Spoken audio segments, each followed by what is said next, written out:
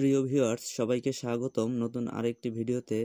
5 আগস্টের পর অন্তর্বর্তীকালীন সরকার মহার্ঘ ভাতার ঘোষণা দিলেও বিভিন্ন মহলের চক্রান্তে তা আপাতত স্থগিতই রয়েছে।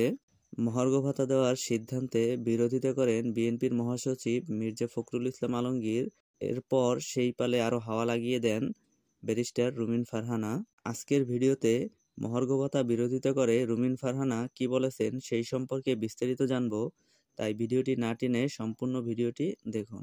তো রুমিন ফারহানার কথায় মূলত বোঝা যায় সরকারি অফিস মানে সবাই ঘুষ পায় এবং এদের বেতনের দরকার নেই।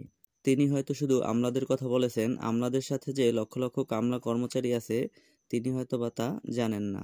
মহার্ঘ ভাতা আপাতত আমলে নেওয়ার প্রয়োজন ছিল না। মির্জা ফখরুল ইসলাম আলমগীর বলেন, এ সরকার যেহেতু অন্তর্বর্তীকালীন সরকার, এখানে মহার্ঘ ভাতার মতো স্টেপগুলো নিঃসন্দেহে সমস্যা তৈরি করবে। মহার্ঘ ভাতা তো কিছুটা প্রভাব ফেলবে, কিন্তু সাধারণ মানুষ তো কোনো আয় বাড়ছে না, এতে সমস্যার সৃষ্টি হবে। এসব বিষয়ে আপাতত আমলে নেওয়ার বেশি প্রয়োজন ছিল না। তিনি বলেন, যদি তারা দ্রুত নির্বাচনের দিকে যেত, এটি আমরা বারবার বলে আসছি। মূলত কথা হচ্ছে জবাবদিহি নিশ্চিত করলে অনেক সমস্যার সমাধান হয়ে যায়, যেটা একমাত্র নির্বাচিত সংসদ ছাড়া সম্ভব নয়।